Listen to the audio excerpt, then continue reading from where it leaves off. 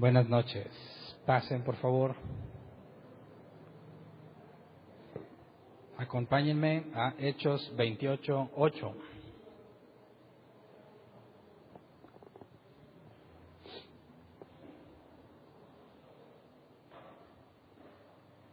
Hechos 28:8. Voy a brincarme muchas cosas de Hechos, porque las quiero analizar cuando lleguemos a las cartas de Pablo. Lo que Pablo hizo en Efeso, en Filipos, en Corinto, en Roma, lo analizaremos cuando lleguemos a cada una de las cartas. Así que voy a brincarme muchas cosas antes de irnos a Romanos. Si Dios quiere, el domingo empezamos la carta a los Romanos. Entonces, antes de pasar a los Romanos, no quería dejar pasar este punto que en distintas ocasiones siento que todavía hay duda, porque se acercan y me preguntan personas de aquí ante situaciones en cuanto a sanidad. Entonces, quiero revisar este punto, ver un esquema amplio en lo que perspectiva desde los hechos de los apóstoles, sacar unas conclusiones y después lo veremos cuando analicemos los dones del Espíritu Santo, lo veremos más a profundidad. Pero Hechos 28:8 dice: el padre de Publio estaba en cama, enfermo con fiebre y disentería. Pablo entró a verlo y después de orar le impuso las manos y lo sanó. De aquí sacamos el nombre del tema, sanando a los enfermos.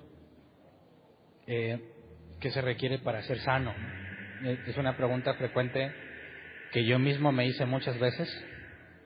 Yo con mis hijos más pequeñitos se enfermaban y era un dolor de cabeza estarlos llevando a consultar, la gastadera de dinero en medicinas y todas esas cosas, y no sé, me pasaba por la mente pensar: ¿y por qué Dios no los sana y ya? Porque no oro por mis hijos para que sanen. Y de hecho oraba por mis hijos y le pedía a Dios que sanaran y no sanaban. Entonces, ¿qué se requiere para sanar? ¿Qué se requiere para que una persona enferma quede sana? Lo que vemos en el libro de los Hechos, lo que enseñó Jesús y ciertas condiciones, creo nos pueden ayudar a sacar una postura sobre qué hacer, cómo esperar que las cosas pasen ante el caso de un creyente y el caso de un no creyente, que bíblicamente vemos que son diferentes. Entonces, en mi experiencia también como cristiano, muchas veces traté de sanar a las personas y no funcionó, otras veces sí funcionó, así que no podía saber exactamente cuál era la fórmula correcta para sanar a alguien, y yo reconozco que en mi experiencia personal me fijaba en la forma en la que decía las cosas, qué cosas había dicho cuando el enfermo sí sanó y qué cosas dije cuando no sanó. Y entonces inconscientemente empiezas a relacionar la forma en la que oras con la efectividad de la oración. Es un error, bíblicamente hablando es un error muy grave, pero así estaba acostumbrado yo a ver los cristianos cuando oraban por sanidad de alguna persona. Normalmente ves el mismo patrón de comportamiento. Entonces, cuando incluso iba a lugares donde se oraba por sanidad y yo iba enfermo, yo llegué a tener, según el último estudio que me hice, llegué a tener unas 108 alergias, todas al mismo tiempo, ¿verdad? Era alérgico hasta lo que no te imaginas. Y era un problema muy grave para mí. En cambios de estación del año, entraba la primavera o empieza el otoño, es muy dañino, muy perjudicial para los que tienen alergias en cuanto al polen y muchas cosas, y yo sufría mucho por todo ese tipo de malestares. Ni las medicinas me hacían efecto. Entonces los doctores me habían dicho que no tenía remedio, que así iba a estar para toda la vida y que no había opción. Actualmente no tengo alergias. Yo reconozco que en una ocasión Dios me sanó, pero yo había intentado muchas veces ser sanado. Fui con muchísimas personas oraron por mí y no funcionaba. Y entraba este sentimiento de depresión. Cuando vas a un lugar te dicen que tienes que tener fe para ser sano. Hay mucha gente que estamos enfermos, empiezan a orar por los enfermos y luego empiezan a decir unos que ya sanaron y tú no. Yo no sané, muchos otros sí sanaban. ¿Por qué yo no sano o por qué yo no sanaba y por qué otros sí? Si era cuestión de fe, yo sabía o yo me sentía muy seguro de que tenía la fe suficiente. La fe suficiente en el sentido de decir, estoy seguro que Dios me puede sanar, pero por alguna razón no te sana. Entonces, ¿qué se necesita para ser sano? desde el punto de vista de un no creyente y del punto de vista de un creyente. Una de las cosas que me decían es que tienes que confesar tu pecado. Seas creyente o no, siempre te decían, ¿quieres sanar? Bueno, confiesa tu pecado, porque muy probablemente estés enfermo por causa de pecado. Y cuando era un no creyente le decían, necesitas recibir a Jesús como tu Señor y Salvador y entonces podrás ser sanado, ¿verdad? Entonces se manejaba con una moneda de cambio. ¿Quieres sanar? Bueno, haz la oración de fe. Es lo primero. Si tú no tienes a Jesús, no te va a sanar. Pero veamos este pasaje, Juan 5:14. Dice, después de esto Jesús lo encontró en el templo y le dijo, mira, ya has quedado sano, no vuelvas a pecar, no sea que te ocurra algo peor. ¿Se acuerdan cuando analizamos el Evangelio de Juan? Y en este caso Jesús lo sanó sin que hubiese perdón de pecados, ni arrepentimiento, no hubiese nada. Y después de que fue sano, entonces se lo encuentra más adelante y le dice, ahora sí no peques. De manera que el perdón de pecados previo a la sanidad no lo vemos reflejado en las cosas en los evangelios ni en el libro de los Hechos.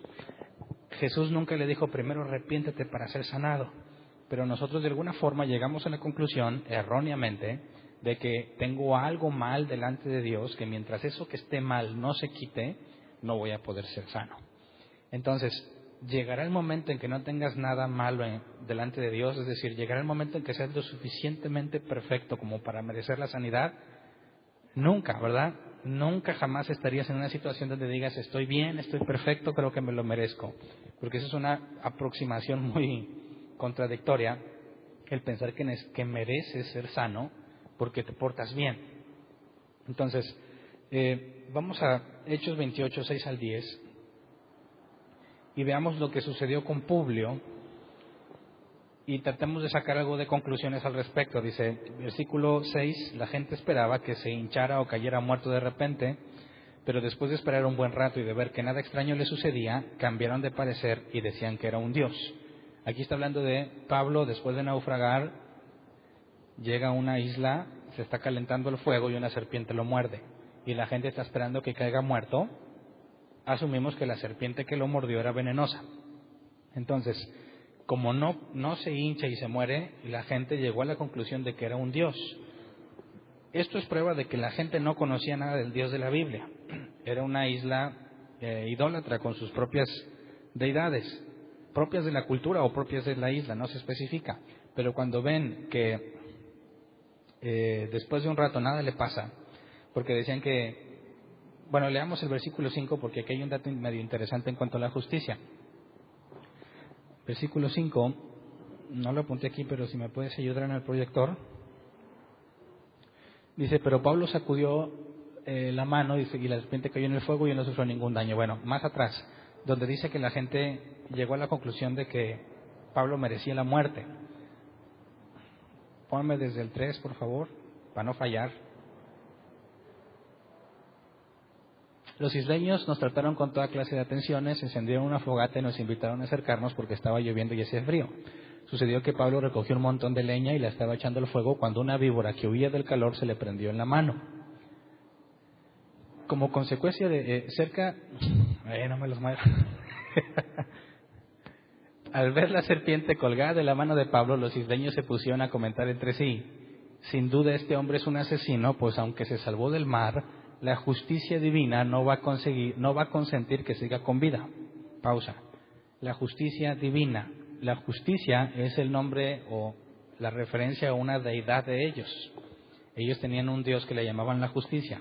Entonces, si Pablo venía como prisionero, logró sobrevivir, pero la serpiente lo muerde, dice que su diosa no permitiría que siquiera libre.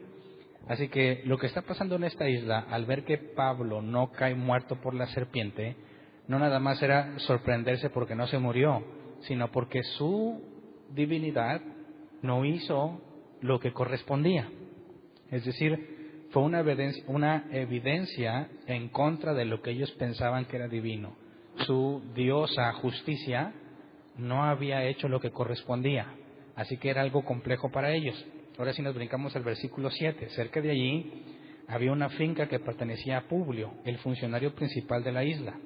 Él nos recibió en su casa con amabilidad y nos hospedó durante 3 días. el padre de Publio estaba en cama, enfermo con fiebre y disentería. Pablo entró a verlo y después de orar le impuso las manos y lo sanó.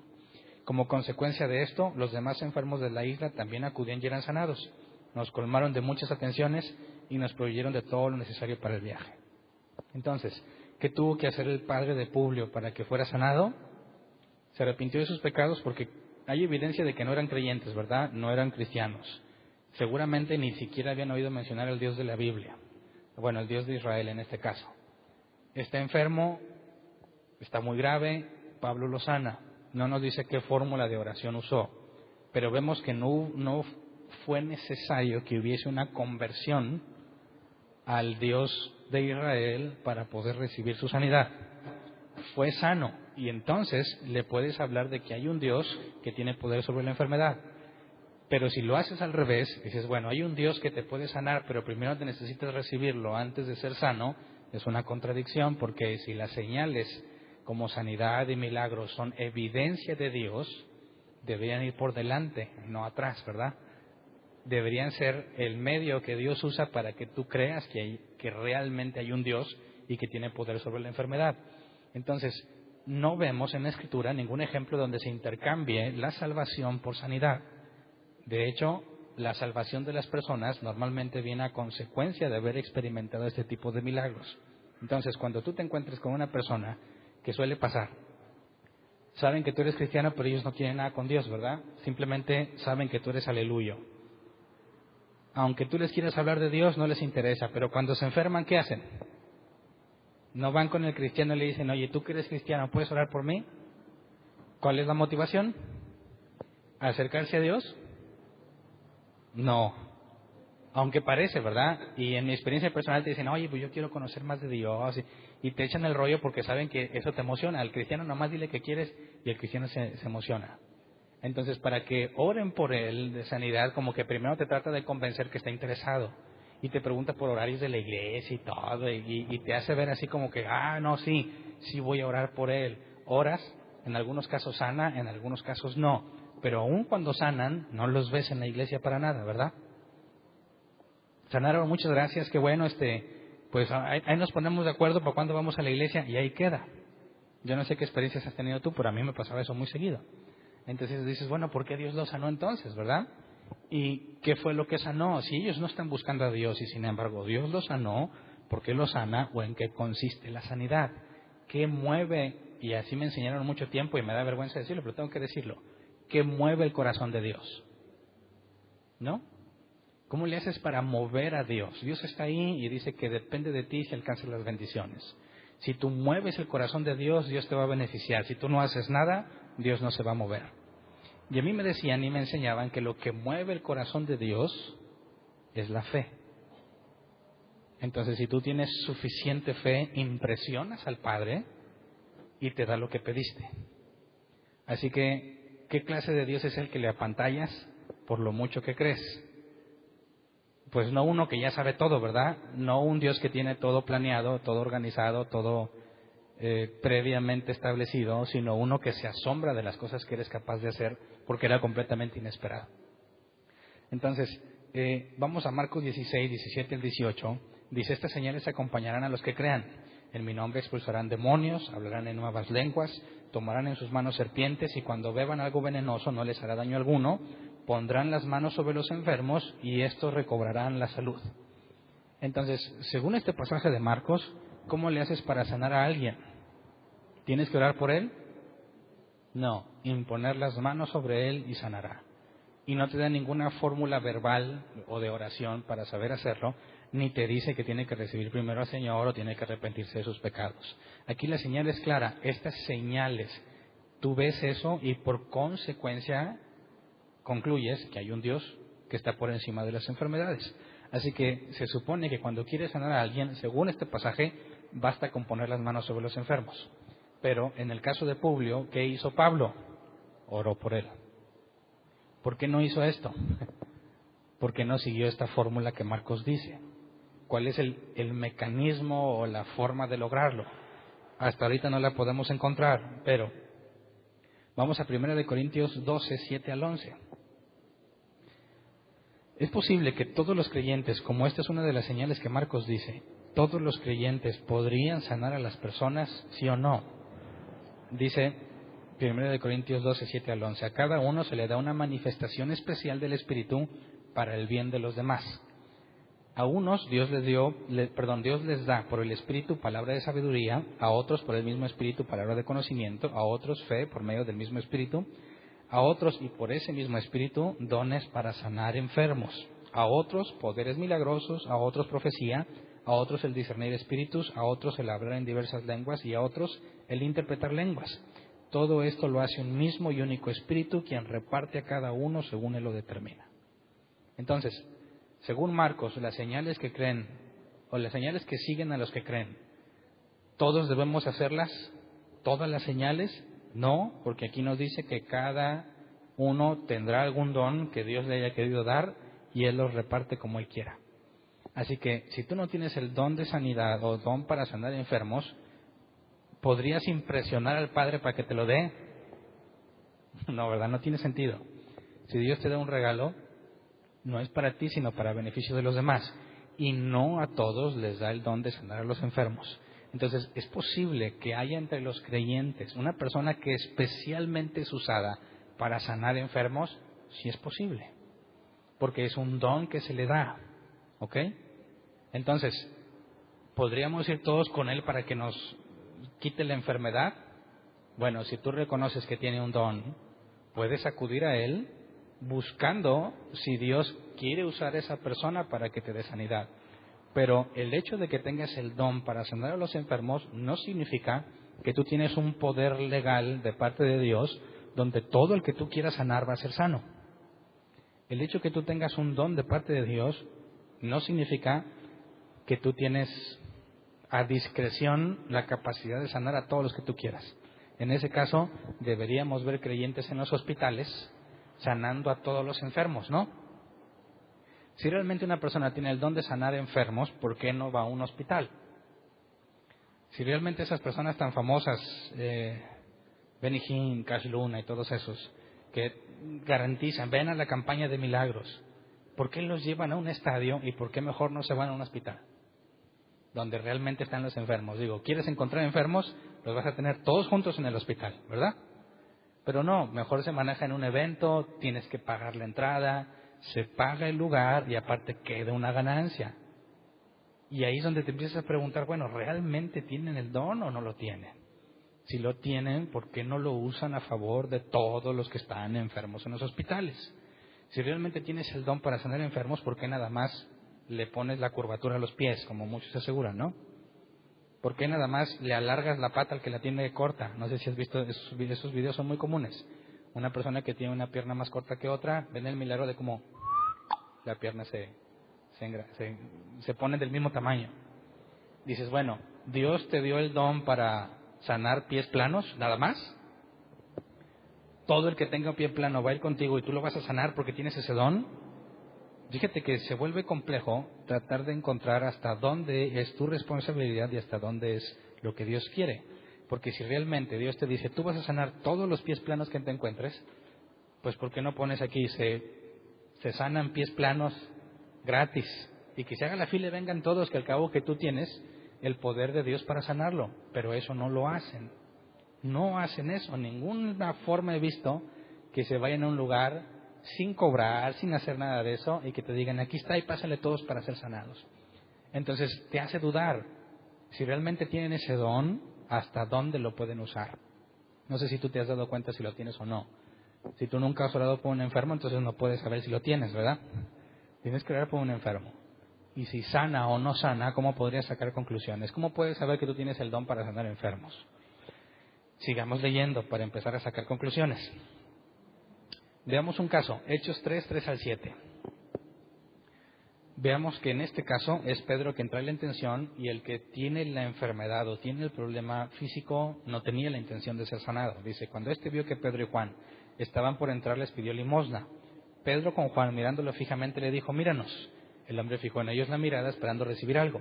No tengo plata ni oro, declaró Pedro, pero lo que tengo te doy. En el nombre de Jesucristo de Nazaret, levántate y anda. y tomándolo por la mano derecha, lo levantó. Al instante los pies y los tobillos del hombre cobraron fuerza. Este hombre no buscaba ser sanado, ni pidió ser sanado, pero Dios quiso sanarlo a través de Pedro, ¿verdad? ¿Qué es lo que Pedro dijo? No tengo plata ni oro, mas lo que tengo te doy. En el nombre de Jesús, levántate y anda. Una oración simple, ¿verdad? Escueta, sin mucho rollo. Si tú quieres sanar a un paralítico, tienes que decirle esto mismo. No tengo plata ni oro, mas lo que tengo te doy. Si usas esa misma fórmula, ¿funcionará? ¿La oración tiene el poder para sanar a los enfermos o el poder no proviene de la oración? Si el poder proviene de la oración, bueno, buscaríamos encontrar estas fórmulas para repetirlas y asegurar que funcione. Pero si el poder no está en la oración, ¿por qué te tardas tanto orando por un enfermo? No sé si te ha pasado. Imagínate que viene un enfermo y te dice, ora por mí, ¿qué haces? Honestamente, ¿qué le dices? Yo oraba así, Señor, te damos gracias porque tú eres bueno, sabemos que tú tienes el control. Te pedimos que según dice tu palabra, estas señales seguirán a los que creen en mi nombre, echarán fuera demonios, sanarán a los enfermos. Yo tomo esa palabra para mí, como que ahí estaba colgada, yo la agarré para mí, no la traigo siempre, la agarro para mí, y en el nombre de Jesús declaro que es sano, ahora. Y como que no sana, y les declaro y te cubro con la sangre de Cristo y te echas un rollo mareador, ¿verdad? Y oras, ¿te sientes mejor? No, échale más, ayúdenme hermanos, vengan entre todos. Y entre todos están, sí Padre, declaramos y que no sé qué. Y pensamos que de alguna forma es más fácil o seguro convencer a Dios si tenemos una oración matona, ¿verdad? ¿Por qué no sería tan simple como decirle, ¿estás enfermo? Bueno, sana en el nombre de Jesús. Porque si, no sé, a mí me pasaba, yo me quedaba así como que no, o sea, como que le falta, como que así nomás está muy chafo. Tiene que haber más. ¿Cómo le hizo Pedro? Simple, ¿verdad? Oye, el paralítico está pidiendo dinero, no tengo dinero, pero en el nombre de Jesús levántate. Simple. Otro caso, Hechos 9, 32 al 34. Lo analizamos a profundidad hace tiempo. Pedro, que estaba recorriendo toda la región, fue también a visitar a los santos que vivían en Lida. Allí encontró a un paralítico llamado Eneas, que llevaba 8 años en cama. Eneas le dijo, Pedro, Jesucristo te sana, levántate y tiende tu cama. Y al instante se levantó. Una instrucción concisa, directa, incluso le dice, levántate y tiende la cama. ¿Por qué tenía que tender la cama? No lo sé. ¿No se podía levantar y dejarla extendida? Pero en este caso así le dice Pedro, no le echa faramaya, no hizo muchas cosas, no se ve que haya tenido que haber un equipo especial para interceder por Pedro mientras ora por la sanidad. Lo ves de una forma muy simple y directa.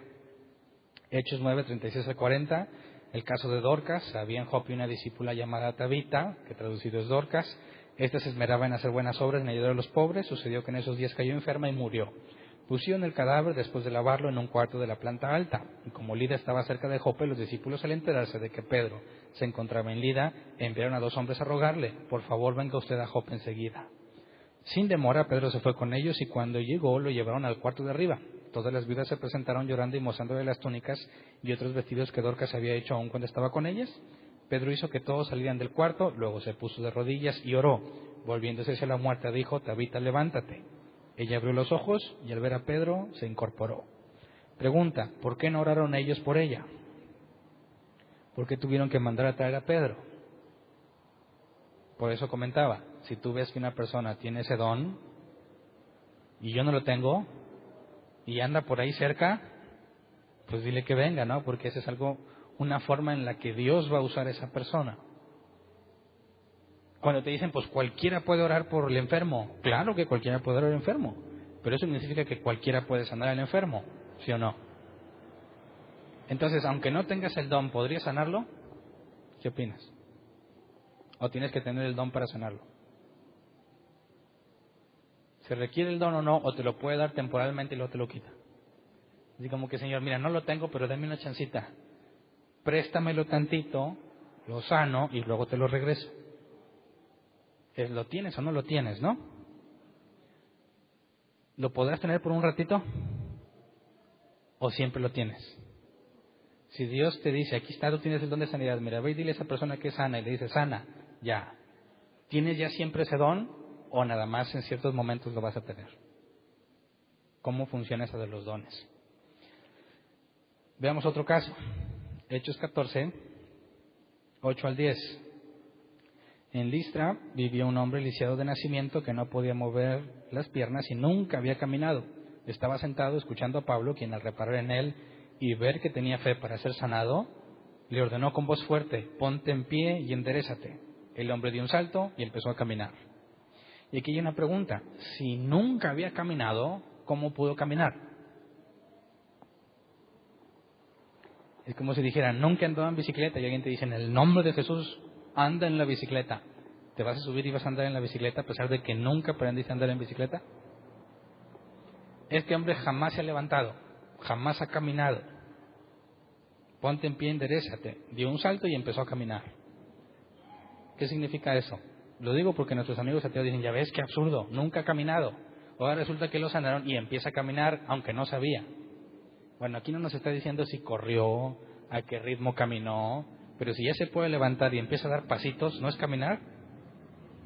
Entonces no está siendo muy específico en cuanto a qué hizo cuando caminó, de qué forma caminó, pero empezó a caminar. ¿Y cuál fue la instrucción? Ponte en pie y enderézate. Ni siquiera dijo que en el nombre de Jesús, ¿verdad? ¿Por qué no dijo que en el nombre de Jesús? Porque aquí vio que él tenía fe para ser sanado. Así que él, el que tiene fe, sabe que es Jesús. Da la instrucción. ¿Por qué tuvo que dar Pablo la instrucción si el otro ya tenía fe? Ahí está un dato interesante. El medio que Dios usa para sanar. En eso consiste entender cuáles son los dones que tú tienes. Porque el don no es algo propio de ti, sino que ese don te identifica como un medio que es usado por Dios. Normalmente, cuando Dios quiere hacer algo, toma a alguien con ese don y lo usa. Es el medio que Dios usa para traer sanidad a su pueblo o a gentiles cualquiera. Entonces, no es algo que tú tienes, de manera que aquí tengo el don y lo voy a usar ahorita va un poquito. No. Eres un canal, eres un medio que Dios usa. Y dices, yo tengo el don de sanidad, ¿cómo sabes? Pues porque siempre que oro sanan. Falso. Tendrías que saber porque en determinadas circunstancias Dios te ha usado a ti para sanar. Pero sabes que no está bajo tu juicio o bajo tu criterio el determinar cuándo sanas a alguien y cuándo no, aunque tengas el don. Simplemente es cuestión de entender de qué se trata el don de sanidad y cómo es que los enfermos sanan. Entonces vemos aquí que es ponte en pie y enderézate. Pero vamos a encontrarnos unos ejemplos más extraños. Por ejemplo, Hechos 19, 11 al 12. Dice, Dios hacía milagros extraordinarios por medio de Pablo, a tal grado que a los enfermos les llevaban pañuelos y delantales que habían tocado el cuerpo de Pablo y quedaban sanos de sus enfermedades y los espíritus malignos salían de ellos. Entonces aquí ni siquiera estaba presente Pablo. Pablo no dijo nada.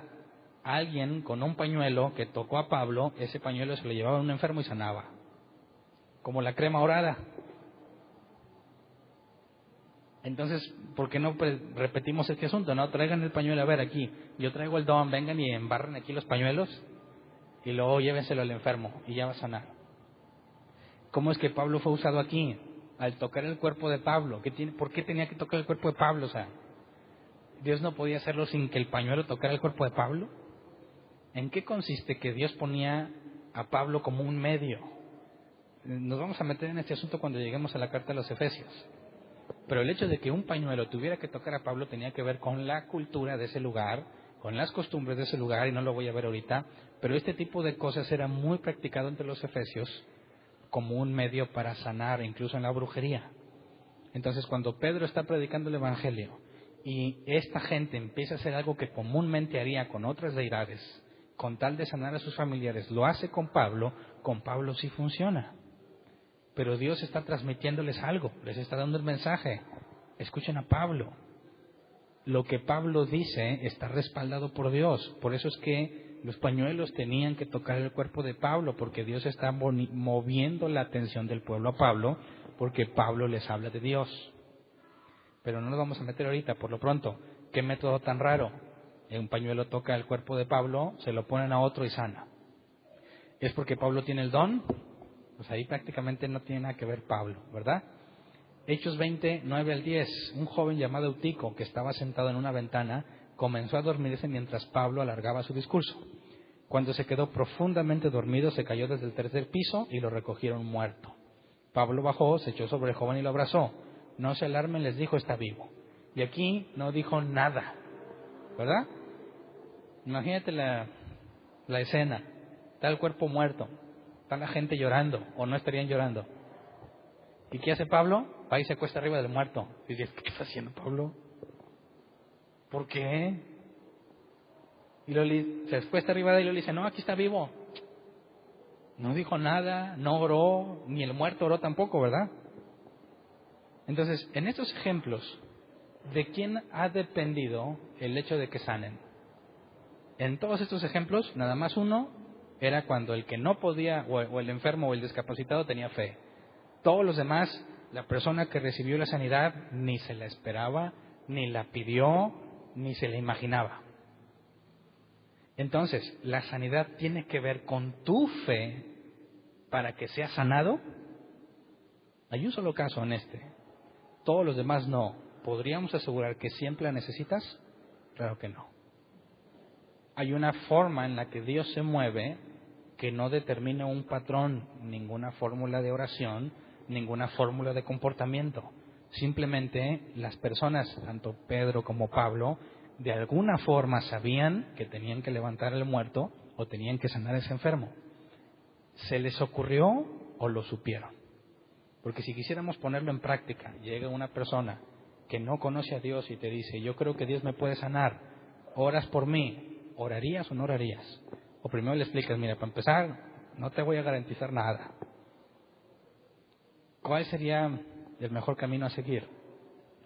Pablo y Pedro andan predicando el mensaje, se toparían con muchísima gente enferma. Siempre que había gente enferma, ¿lo sanaban? ¿O nada más tenemos registrado los eventos donde hubo sanidad? Es decir, todos los lugares a los que fueron sanaban y son los que están escritos, o hubo lugares a los que fueron y no sanó nadie y no lo escribieron. ¿Cuál te parece más adecuada en la situación? ¿Se está escribiendo todo lo que hicieron o solamente lo más relevante? Veamos Juan 5, 2 al 9.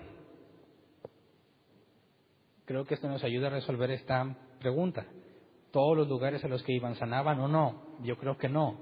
Leamos este pasaje, Juan 5, 2 al 9. Había allí, junto a la puerta de las ovejas, un estanque rodeado de 5 pórticos, cuyo nombre en arameo era Bet-Satá. En esos pórticos se hallaban tendidos muchos enfermos, ciegos, cojos y paralíticos. Noten que son muchos, ¿verdad? Entre ellos se encontraba un hombre inválido que llevaba enfermo 38 años. Cuando Jesús lo vio allí tirado en el suelo y se enteró de que ya tenía mucho tiempo de estar así, le preguntó, ¿quieres quedar sano? Señor, respondió, no tengo a nadie que me meta en el estanque mientras se agita el agua, y cuando trato de hacerlo, otro se mete antes. Levántate, recoge tu camilla y anda, le contestó Jesús. Al instante aquel hombre quedó sano, así que tomó su camilla y echó a andar, pero ese día era sábado.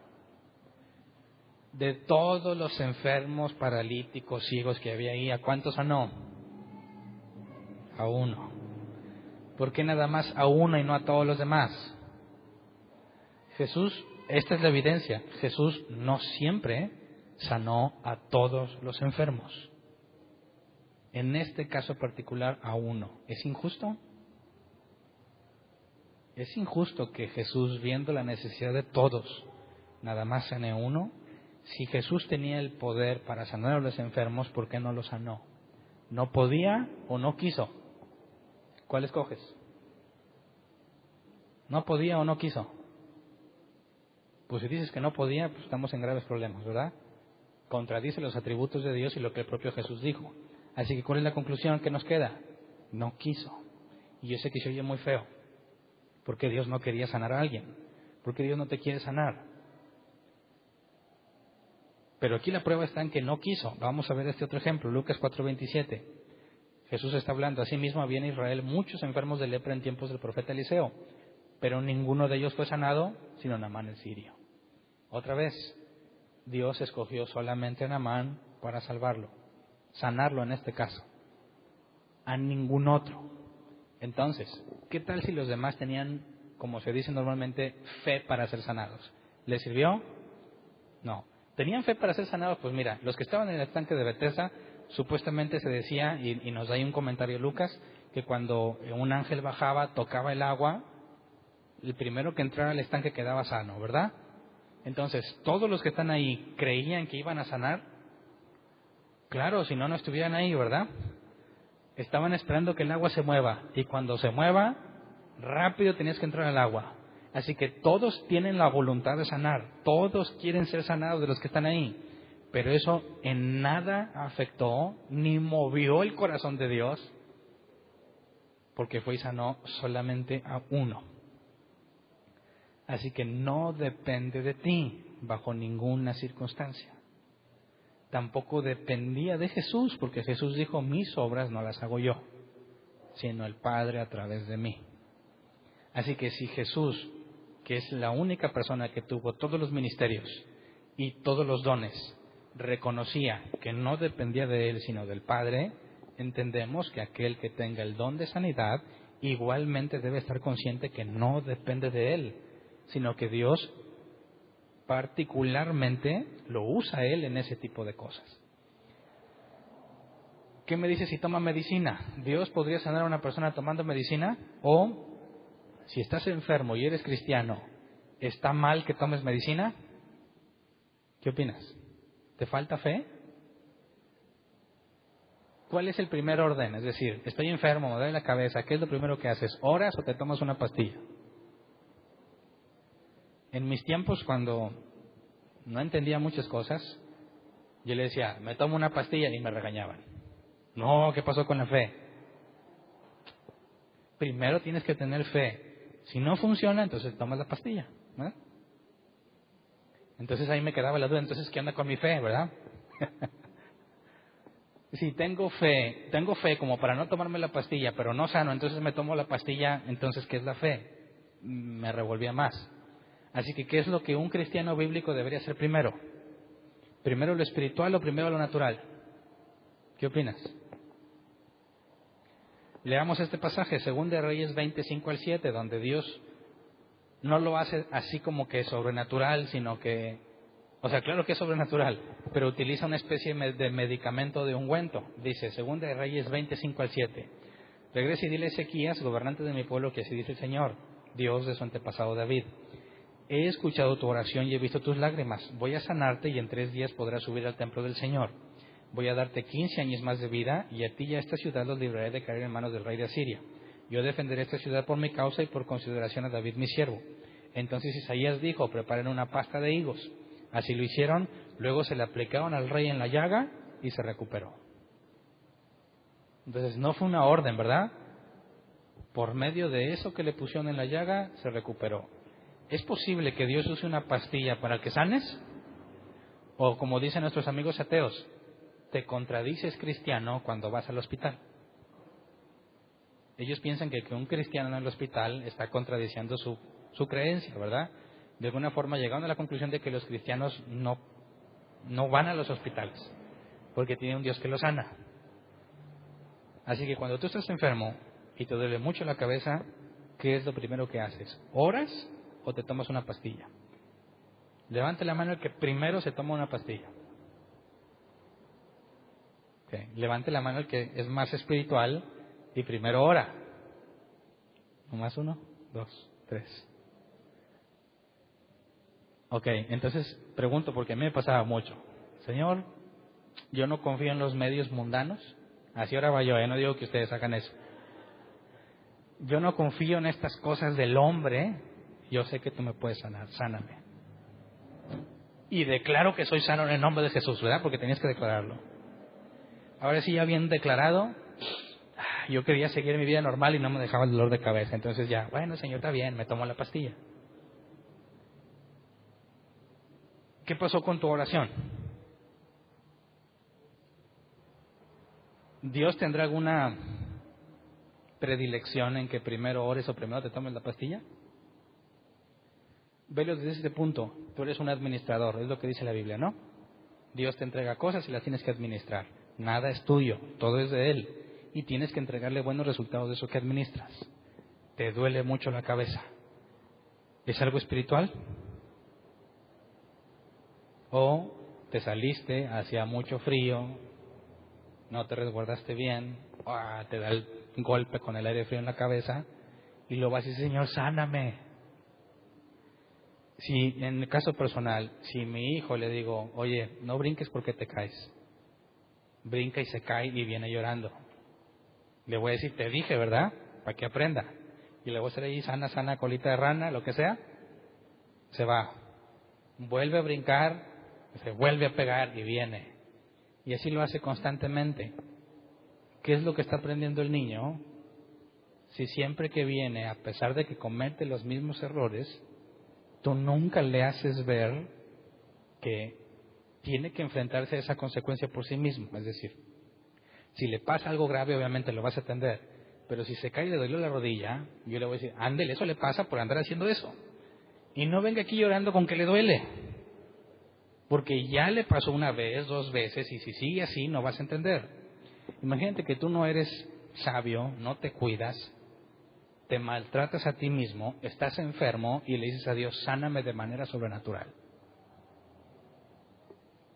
¿Cómo ves? Imagínate que tú eres Dios y vienen y te piden eso, ¿qué harías? ¿Lo sanas? O le dices, oye, ¿qué onda? Pues, estás bien mal. Necesitas que te duela para que aprendas, ¿sí o no? Entonces, si tú te ves como un hijo de Dios que tiene derecho a la sanidad, primero le vas a pedir que te sane, ¿verdad? Si te ves como un administrador que estás consciente de que puedes haciendo las cosas mal, ¿qué es lo primero que harías?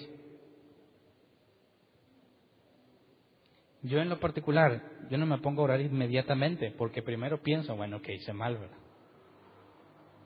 Pues bueno, no me cuidé, o ando bien mal pasado, o bien desvelado.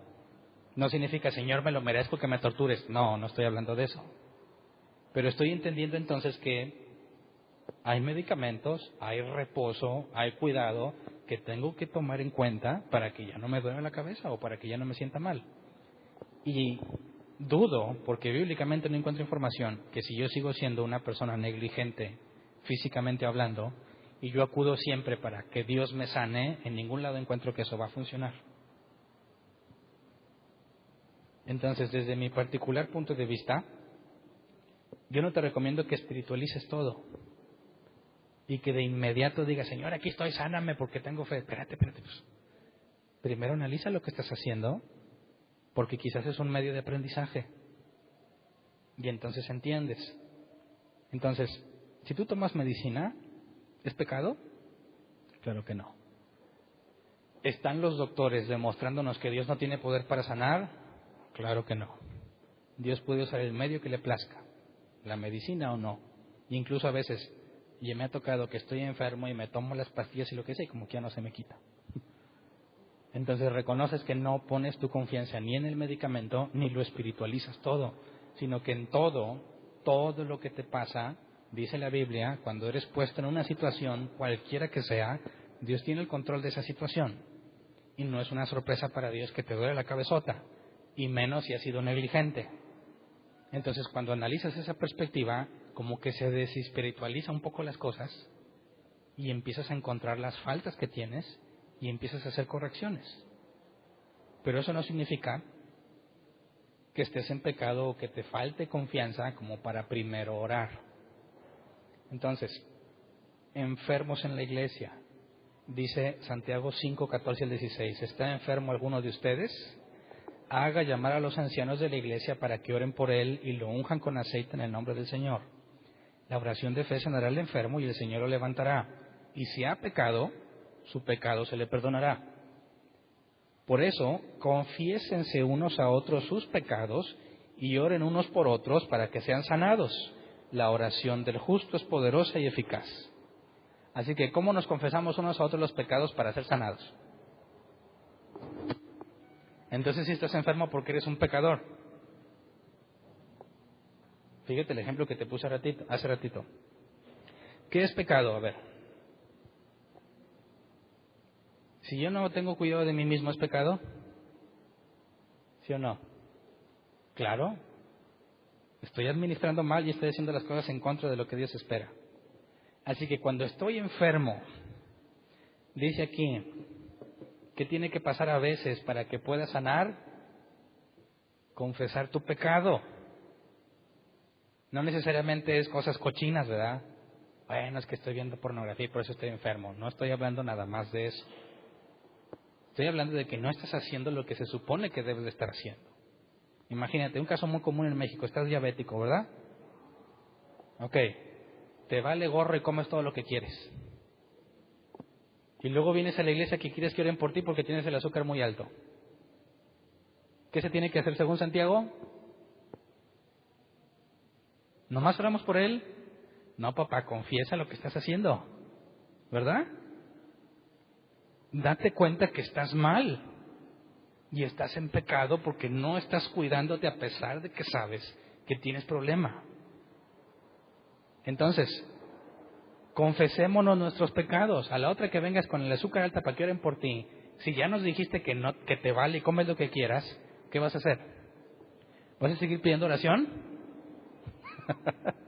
Pues no creo, porque ya sabemos dónde está tu debilidad. Así que en lugar de orar para que Dios baje tus niveles de azúcar, oraríamos para que te controles y sepas alimentarte. ¿Me explico? ¿Entiendes cómo confesar y orar unos por otros ayuda a que el enfermo sane? ¿Es eso muy espiritual? Fíjate cómo es fácil quitarle lo espiritual y ver la cosa práctica, que nuestras vidas, haciendo las cosas mal, nos van a llevar a enfermedades que Dios no va a sanar hasta que confieses tu pecado. Dicen que el primer caso es reconocer que estás mal, ¿verdad? Entonces imagínate que lo haces con un grupo de personas que realmente buscan ayudarte. No me acuerdo con quién estaba platicando hace tiempo. Decían, bueno, ¿qué hacen en las reuniones de oración? Imagínate, vamos a hacer una reunión de oración para los enfermos. ¿Qué esperarías que suceda? Si tú ya eres cristiano, en otras partes, con otras doctrinas, ya tienes una idea más o menos qué hace, ¿no? Vamos a llegar y vamos a declarar esto y vamos a orar todos. Mira, tú primero, luego tú, y luego el final glorioso me lo aviento yo. Y hasta nos podemos repartir los papelitos. Mira, tú oras por fulano, tú por sutano y tú por mengano. Órale, pero échale fe. 1, 2, 3. Y empiezan todos. Órale, ¿de dónde salió eso? ¿A quién se le ocurrió? Históricamente no sé. Pero ¿cómo llegaste a la conclusión de que eso es lo que tienes que hacer? No sé, yo fui, vi, y así lo hicieron. Vamos a hacer una reunión de esas, ya sé de qué se trata y repito exactamente lo que vi. Pero si aplicamos Santiago, ¿qué clase de reunión sería? A ver, ¿están todos los enfermos aquí? Excelente, repartámonos. ¿Qué andas haciendo? ¿Estás enfermo por qué? ¿Te estás cuidando? ¿No? ¿Tienes problemas? ¿No te sabes controlar? ¿No tienes los medios? ¿Qué te falta? ¿No conoces a nadie? A ver, cuéntame, ¿cómo estamos? ¿En qué te ayudo? Y ya no se convierte, ya es algo muy distinto a lo que muchos precristianos ya se visualizaron en cuanto a una oración de sanidad por los enfermos. ¿Entiendes cómo Dios establece que tiene que haber una relación personal entre los miembros de la iglesia donde confiesas lo que estás haciendo mal y eso incluso te ayuda para que sanes? Es una relación de confianza que le tiene que haber y obviamente no vas a tener la misma confianza con todos. Pero tiene que haber un interés genuino en ayudarte a arreglar tu problema, porque normalmente los problemas de salud los derivamos de nuestros propios malos hábitos. Entonces imagínate qué pensarías si decimos, vamos a tener una reunión de oración, y viene la gente, ya ven, para que me pongan manos. ¿Cuál mano? Te vamos a dar una regañada por lo que estás haciendo. Y te va a dar vergüenza decir qué es lo que estás haciendo. Pero cuando dices, bueno, pues es que tengo este problema, te aseguro que las cosas empiezan a ser diferentes, porque para que el pecado siga en ti, tiene que estar en secreto. ¿Verdad? Si tu pecado ya no es secreto, no pecas igual. ¿A alguien le ha pasado? ¿O todos tienes secretos? Para que el pecado siga siendo pecado, tiene que estar en secreto. Cuando tú se lo cuentas a alguien y sabe y te checa, ¿sabes qué? No vas a volver a pecar igual. Porque esa idea de que nadie sabe y nadie te ve, desaparece. y ya no te puedes autoconvencer de que al cabo nadie te vio. Fíjate, ya de por sí es irónico porque Dios está en todos lados, ¿verdad? No te puedes ocultar de Él, Dios te está viendo siempre, pero de alguna forma extraña nos convencemos de que nadie ve. Así que cuando tú le confiesas a alguien el pecado que tienes y entra en un proceso como el de Santiago, que lo veremos más a detalle cuando lleguemos allá, quedas al descubierto, sabes que tienes que dar cuentas y se vuelve más difícil. Entonces, poner en práctica lo que te comentaba. Primero analicemos qué es lo que estamos haciendo antes de decir, Dios, sáname, porque en su misericordia me puede sanar, pero lo voy a seguir haciendo, ¿sí o no? Voy a seguir teniendo el mismo problema, voy a seguir repitiendo el mismo error y mi entendimiento queda vacío. Obviamente hay enfermedades que son muy graves, que no es de que, bueno, pues vamos a cambiar. No, hombre, ni se puede mover, ni se puede levantar. Entonces dice, unjan con aceite al enfermo. La oración de fe sanará al enfermo. Pero si te fijas, no es la única opción. Entonces, si hay alguien que está muriendo, no le digas, ándele, póngase a cambiar y cuénteme su pecado. No, ¿verdad? Ese es un caso extremo. Y según lo que nos dice Santiago, no fue una práctica nada más en la iglesia. Leamos en Marcos 6:13. También expulsaban a muchos demonios y sanaban a muchos enfermos ungiéndolos con aceite. Cuando los discípulos andaban con Jesús, también usaban el aceite para sanar a los enfermos. Pero obviamente, como dicen otros cristianos, pero ¿de cuál aceite es? ¿De olivas de Jerusalén o capullo? ¿Cuál funciona más machín? Obviamente que el aceite no tiene nada que ver, ¿verdad? Pero bajo el contexto de personas que conocen del judaísmo, saben que una persona es capacitada por Dios, llamada a algo por medio del derramamiento de aceite, como una señal de que Dios lo ha elegido para algo.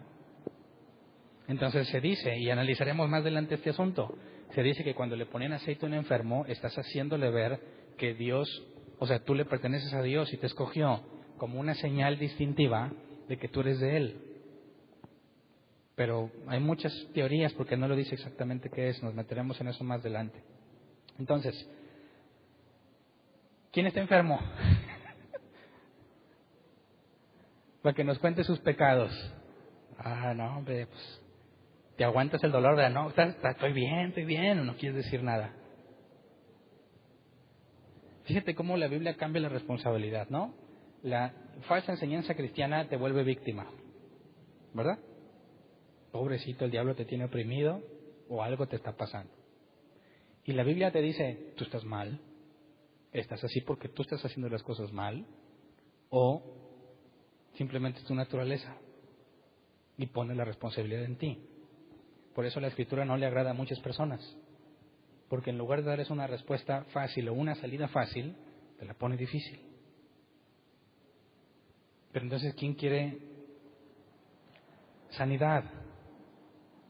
Necesitas analizarte, ver qué cosas estás haciendo, y si tú no tienes el control o eso te controla a ti la mayoría de las veces, necesitas confesar tu pecado, acercarte a una persona de confianza y decirle, tengo este problema y necesito que me ayudes. No voy a estar ahí luchando contigo, no comas, no tengo el tiempo para eso, nadie tendría el tiempo para eso. Pero el simple hecho de revelar lo que tú tienes oculto o compartirlo con alguien más, según la Biblia, es algo que edifica y simplifica el proceso para que avances.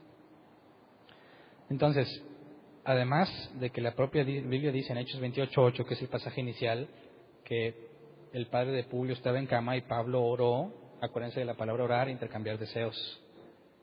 Vemos que Pablo no lo sanó, sino que le preguntó a Dios qué quería.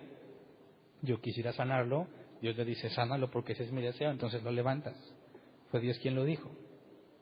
Pero fíjate cómo es muy distinto sanar a los no creyentes que a los creyentes, ¿verdad? ¿A cuál no creyente primero se le dijo, pon en orden tu vida? A ninguno. ¿Por qué no le puedes decir eso a un no creyente, pero a un creyente sí? Fíjate que el confesar pecados es para el que está en la iglesia, no para el que no es de la iglesia. ¿Puedes entender por qué? Bueno, el que no es de la iglesia, ¿tiene la capacidad para enmendarse? No. ¿Tiene la capacidad para ver su problema y hacer algo al respecto? No. ¿Quiénes son los únicos que la tienen? Los que han sido renovados acá. Los que tienen el Espíritu Santo. Los que son guiados por Él. A Él le dices, vete y no peques más, como Jesús dijo. A Él sí se lo puedes pedir, porque está capacitado para eso. Pero a un no creyente no le puedes pedir eso. Por eso vemos que hay un trato muy distinto para los creyentes, para los no creyentes en cuanto al asunto de sanidad. Leamos, por último, Mateo 6:7, traducción lenguaje actual. Cuando ustedes oren, no usen muchas palabras como hacen los que no conocen verdaderamente a Dios. Ellos creen que porque hablan mucho, Dios les va a hacer más caso. O sea, quítale faramaya, ¿verdad? No le pongas crema a tus tacos. No saques el repertorio de palabras matonas cuando trates de pedirle algo a Dios. Simple, directo, honesto. Si Dios te dijo, sánalo, ¿qué le dirás? Jesucristo te sana. Vámonos, ya. Asunto arreglado. Si le tienes que echar mucha crema a tus tacos, como yo, para sentir que ahora sí hubo poder y hubo unción, como que ese es un varón poderoso, dices, qué barbaridad.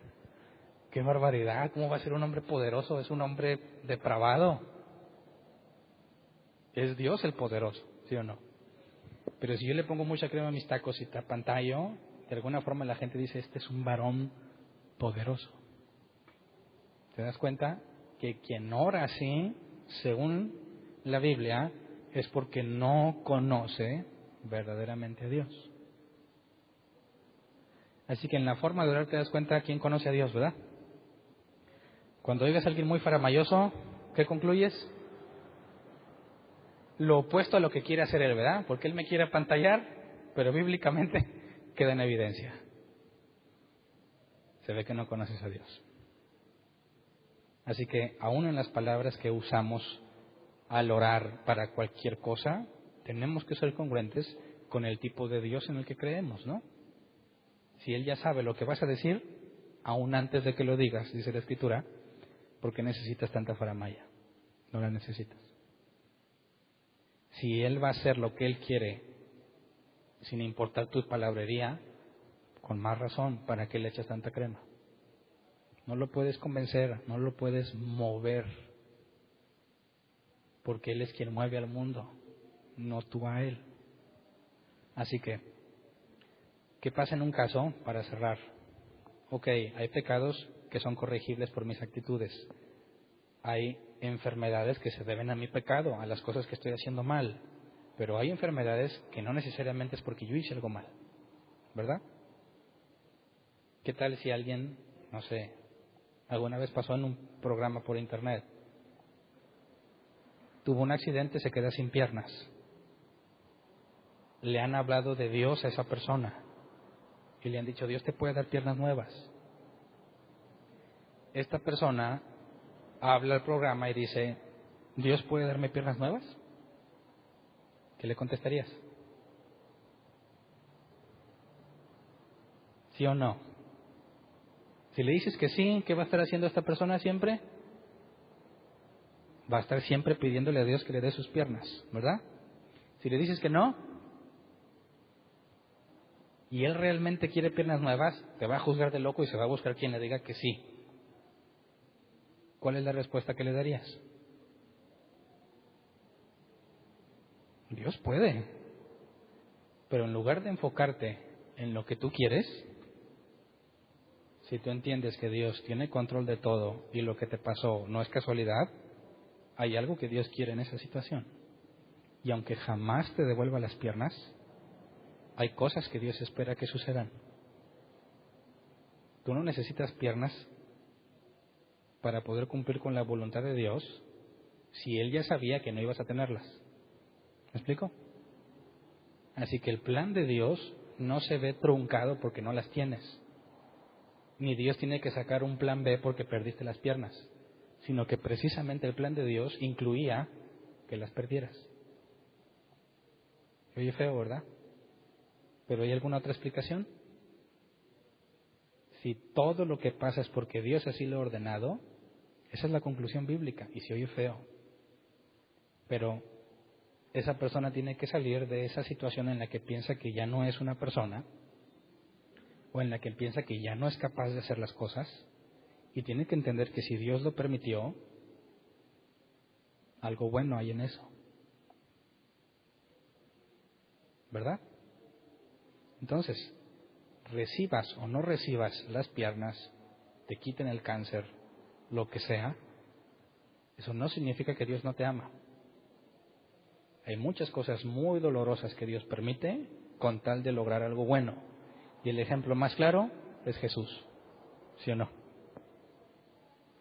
Y si es su unigénito lo hizo pasar por todo el Calvario para lograr que estemos nosotros con Él, ¿no podría ser lo mismo contigo?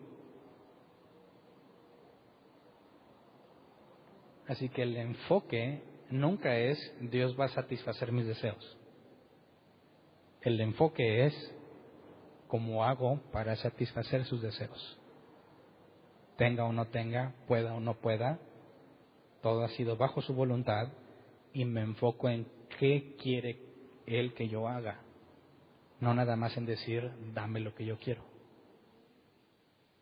Yo sé que se va a agüitar la persona y se lo dije y a lo mejor se agüitó, pero es la verdad, ¿o no? ¿Qué prefieres, decir una verdad que duele o una mentira que apapacha? ¿Qué es mejor, bíblicamente hablando? La verdad que duele. Dice que más ama el amigo que te hiere que el enemigo que te besa. Es duro, es difícil, hay gente a la que le pasan cosas más duras y más difíciles y siguen adelante con su vida. Ahí está el enfoque. ¿Qué se necesita para sanar? Que Dios quiera. Y si no quiere, ni modo, tú sigues adelante. ¿Me explico? Vamos a ponernos de pie.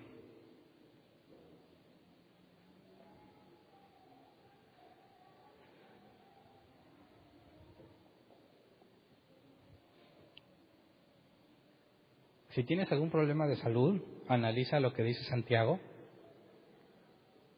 ponlo en práctica y si la Biblia es cierto, como creemos los que estamos aquí, verás resultados interesantes. Aunque realmente no seas sanado del todo, tu situación no va a ser la misma al momento en que confiesas lo que tienes con otra persona. El nivel de confianza que debe haber entre nosotros, no de forma global, sino de forma personal, es algo que tiene que haber en la iglesia.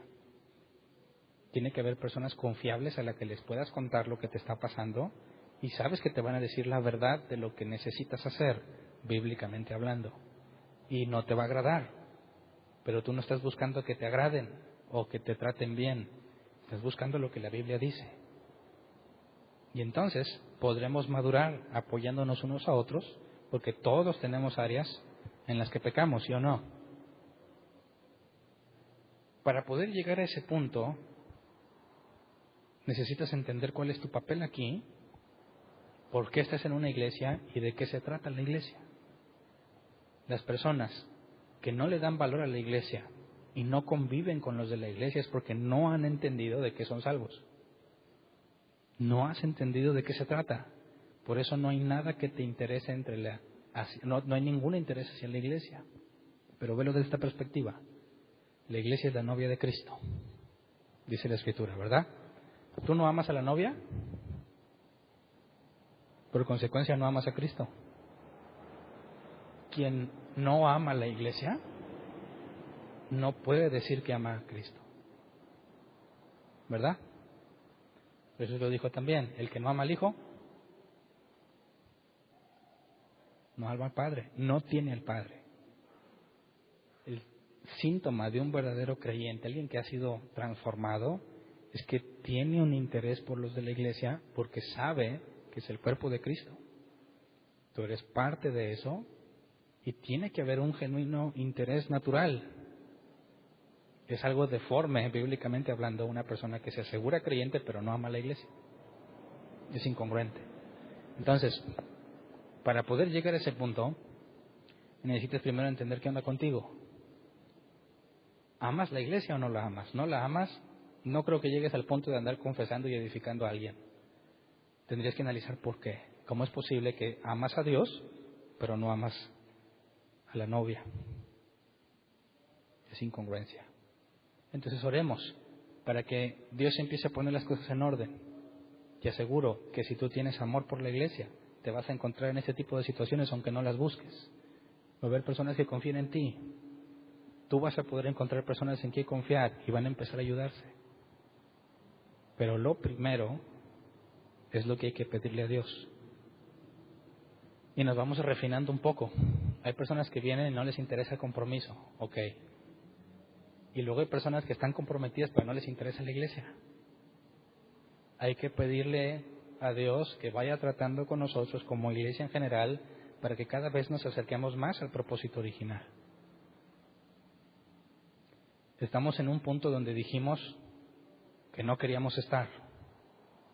Estamos creciendo mucho y hay desconocidos entre nosotros. Personas que regularmente vienen y nunca han hablado unos con otros. Y eso es lo que hace mucho dijimos, no queremos que nos pase. Así que yo no puedo hablar con todos, ¿verdad?